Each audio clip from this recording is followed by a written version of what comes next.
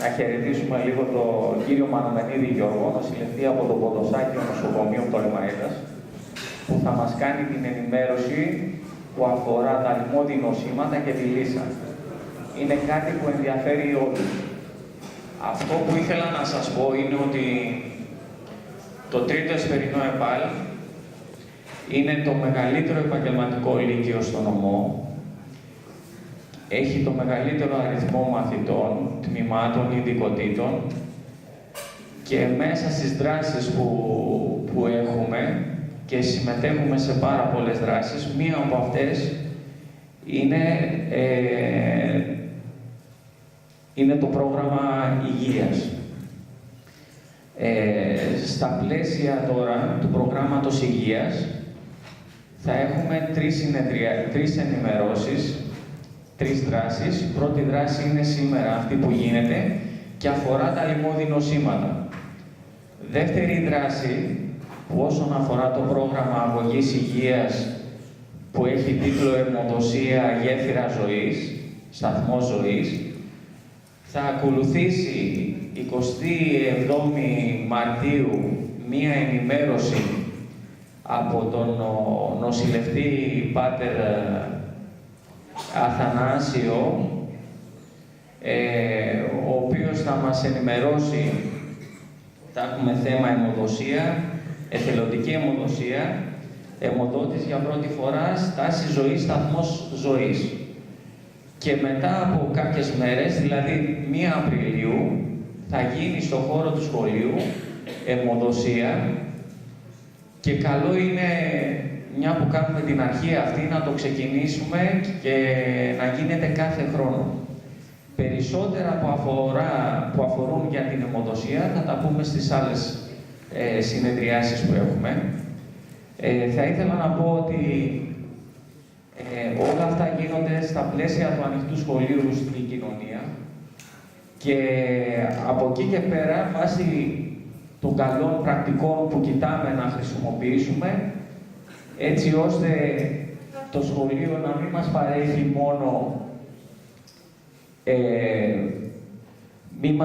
μην μας παρέχει μόνο πληροφορίες σχετικά με την ειδικότητά μας που έχουμε επιλέξει, αλλά να μας δίνει πληροφορίες, γενικές πληροφορίες. Και σε αυτό εδώ συμβάλλουν πάρα πολύ τα προγράμματα και οι δράσεις που γίνονται. Είτε αφορά το πρόγραμμα υγείας, είτε περιβαλλοντικές εκδηλώσεις, είτε πολιτισμικές εκδηλώσεις. Γι' αυτό θα πρέπει να συμμετέχουμε όλοι.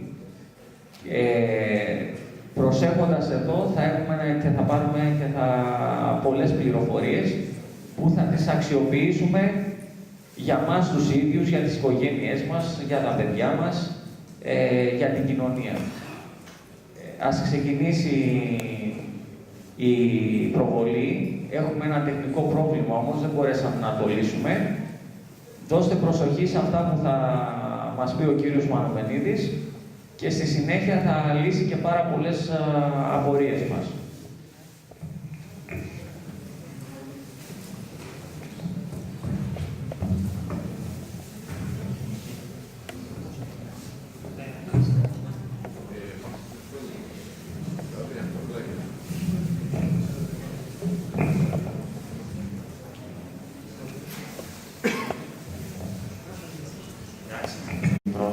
Το Διευθυντή και την κυρία Ζακοπούλου.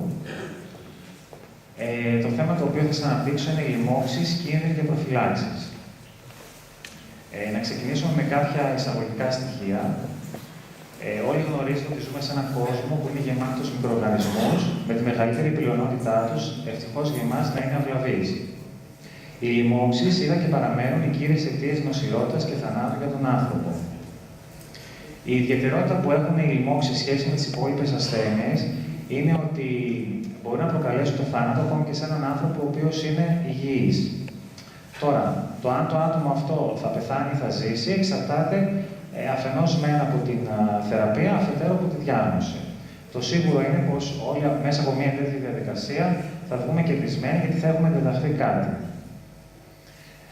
Πριν συνεχίσω την εισήγησή μου, θεωρώ ότι είναι απαραίτητο να δώσουμε ορισμούς για κάποιες έννοιες, τις οποίες θα δούμε παρακάτω, έτσι ώστε να μπορούμε να γίνουμε περισσότερο κατανοητός.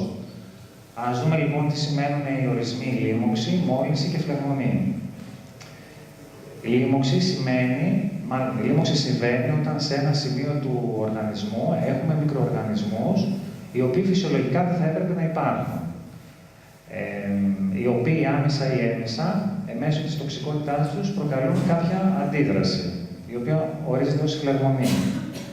Θα πρέπει να τη διακρίνουμε από τον όρο μόλυνση, γιατί συχνά γίνεται σύγχυση ότι η λίμωξη και η μόλυνση είναι το ίδιο πράγμα. Στο ότι στη μόλυνση ναι, δεν έχουμε παρουσία μικροοργανισμών στον οργανισμό, αλλά δεν έχουμε την πρόκληση φλεγμονής.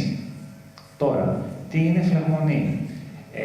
Είναι ένα σύνολο τοπικών μηχανισμών που ενεργοποιεί ο οργανισμός όταν έρθει σε επαφή με κάποιο μικροοργανισμό. Για παράδειγμα, όταν πούμε ότι ο λαιμός μας έχει πόνο, έχει ερυθρότητα, έχει ύπημα στην περιοχή, όλα αυτά είναι σημεία φλεγμονής, που κατά προέκταση σημαίνουν ότι έχουμε και κάποια λίμωξη.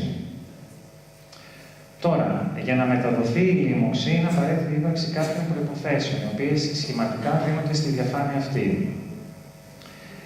Στην εικόνα αυτή βλέπουμε ότι για να ξεκινήσει μια λίμωξη θα πρέπει καταρχήν να υπάρχει μια αιτία, μια παθογόνος αιτία. Η αιτία αυτή μπορεί να είναι ένας ιός, ένα βακτήριο, ένας μύκητας, ένα παράσιτο. Η πηγή προέλευσης, τώρα από πού μπορεί να προέλθει αυτή η αιτία, μπορεί να είναι ο ίδιος ο άνθρωπος, μπορεί να είναι κάποιο ζώο, κάποιο τροκτικό, κάποιο έντομο. Η μετάδοση της λίμωξης από τον έναν άνθρωπο στον άλλο προϋποθέτει την ύπαρξη κάποιου μέσου, κάποιου δηλαδή τρόπου με τον οποίο θα μεταδοθεί. Αυτός ο τρόπος μπορεί να είναι ο βήχας, μπορεί να είναι η επαφή, το φτέρνισμα, κυρίως αυτοί οι τρόποι. Για να μπορέσει όμως να αναπτυχθεί ο μικροοργανισμός και να δημιουργηθεί η λίμωξη, θα πρέπει να βρει κάποιον κατάλληλο ξενιστή, κάποιον δηλαδή άνθρωπο, ο οποίος θα πρέπει να είναι ευαίσθητος σε αυτόν τον μικροοργανισμό. Εξάλλου, γι' αυτό το λόγο και δεν αρρωσταίνουμε όλοι μας. Δηλαδή, για να αρρωστήσει κάποιος, θα πρέπει το μικρόβιο να βρει κάποιος στον ιό της λύσας, θα πρέπει να γίνει άμεσα το αντιλυσικό εμβόλιο και να γίνει και ο αντιλυσικός ορός. Ακριβώς. Αυτό όμως προϋποθέτει ότι έχουμε απομονώσει το ζώο, έχουμε παρακολουθήσει τη συμπεριφορά του, έχουμε δει ότι είναι σε επιβεβαιωμένο κρούσμα. Ναι. Μάλιστα, στην περίπτωση που δεν γίνει εμβολιασμός και δεν χορηγηθεί ο αντιλυσικός ορός. Η θεραπεία σας ανέφερα ότι ήταν πρώτον προληπτικός εμβολιασμός και η δεύτερη περίπτωση, σε περίπτωση που μας δαγκώσει κάποιο σκυλί ή κάποιο ζώο της άγριας πανίδας, να εμβολιαστούμε και να μας χορηγηθεί και ο αντιλυσικός ορός. Χωρίς να έχει κάνει... Επειδή, όπως σας είπα, ο ιός προσβάλλει τον εγκέφαλο και τον νοτιαίο μυελό, ο ιός αργεί να προχωρήσει και να προσβάλλει τον εγκέφαλο και τον νοτιαίο μυελό. Δεν πρέπει να φυσικαζόμαστε στο ότι μπορεί να δώσει πτώματα μετά από μήνες ή και χρόνια, έτσι. Γιατί στην περίπτωση αυτή, όπως σας είπα, έχει 100% θνησιμότητα. Απ' την άλλη, βέβαια, δεν θα πρέπει να είμαστε και πολύ, πώς να το πω, υπερευαίσθητοι, ότι μας δάγκωσε ένα σκυλί, πρέπει να κάνουμε οπωσδήποτε το αντιλυσικό εμβόλιο.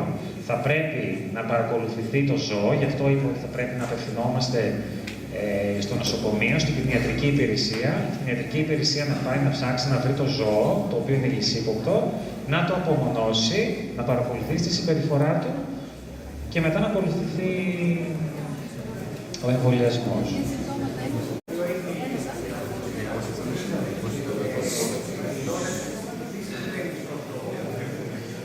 Το ζώο έχει επιθετική συμπεριφορά. Ναι, εντάξει, είναι αυτά που βλέπουμε στην τηλεόραση. Ναι. Έχει διαφορετική συμπεριφορά, είναι επιθετικό, είναι άγριο. Αυτό. Κάτι που ήθελα να σας πω και δεν ανέφερα στην παρουσίαση είναι ότι για να αντιμετωπιστεί η λύσα, η πολιτεία έριξε δολώματα παγίδες για τη λύσα, τα οποία τι είναι κάποιες μικρές συσκευασίες που μοιάζουν με σοκολατάκια, τα οποία περιέχουν μέσα το αντιληψικό εμβόλιο. Αυτό το βρίσκει το ζώο, έχει οσμή έτσι, η οποία είναι ελκυστική για το άγριο ζώο, οπότε το τρώει και με αυτόν τον τρόπο εμβολιάζεται. Κυρίως αφορούσε τις αλεπούδες. Θέλω να επιστήσω την προσοχή σας, σε περίπτωση που βρείτε κάτι τέτοιο, σε καμία περίπτωση δεν πρέπει να το ανοίξετε και να το πιάσετε με γυμνά χέρια. Το βάζουμε σε μια σακούλα και το απορρίπτουμε ή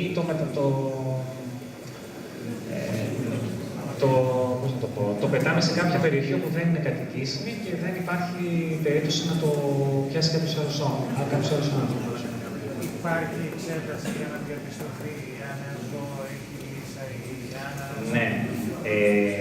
Γίνεται στον εγκέφαλό του, γίνεται νεκροψία, να το πω.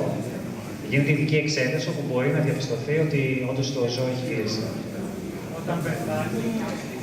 όχι απαραίτητα να πεθάνει, αν ας πούμε υπάρχουν ενδείξεις και αποδείξεις και θέλουμε απλά να το επιβεβαιώσουμε, θανατώνεται το ζώο και παίρνετε δήμα τον εγκέφαλό του. Δηλαδή δεν είναι απαραίτητο να περιμένουμε το ζώο να πεθάνει, μαζί θα πεθάνει και ο άνθρωπος. Αυτό. Αν ένα σκυλί είναι εμβολιασμένο και σε ναρκώσει, ο χρόνος πάντα στο νοσοκομείο, το σκυλί μετά από λίγο, τι γίνεται? Το σκυλί αν έχει εμβολιαστεί,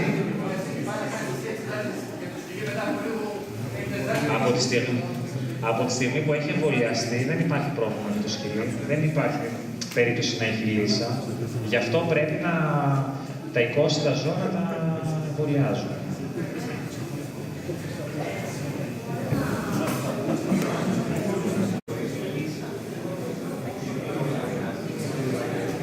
Αυτό να σας πω. Την περίοδο επόσης ακριβώς δεν θυμάμαι να σας απαντήσω.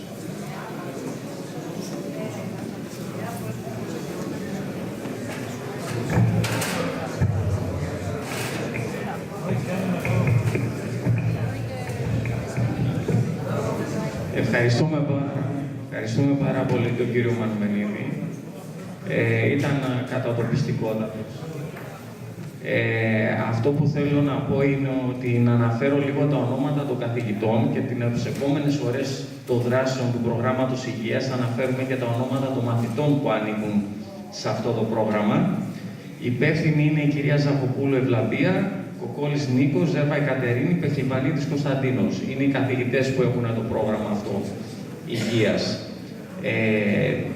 Επίσης, εκτός απροόπτου, την Πέμπτη, παρόμοια ώρα, θα έχουμε μία ενημέρωση για τη βία, για το bullying το λεγόμενο, τη βία, τη σχολική βία. Ένα θέμα το οποίο μας ενδιαφέρει άμεσα. Είναι εβδομάδα, έχει καθιερωθεί εβδομάδα κατά της σχολικής βίας, όπου